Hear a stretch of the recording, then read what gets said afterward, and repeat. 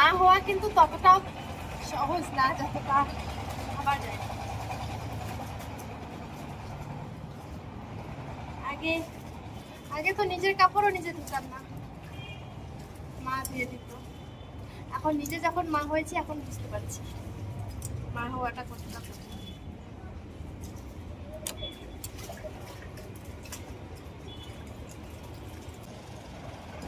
জীবনে আসলে প্রত্যেকটা ধাপ ভেবেচিন্তে নেওয়া উচিত। এখন এই এত দূরে বিয়ে করে জীবনে খুবই আফসোস হয় মাঝে মধ্যে, যে কেন করলাম।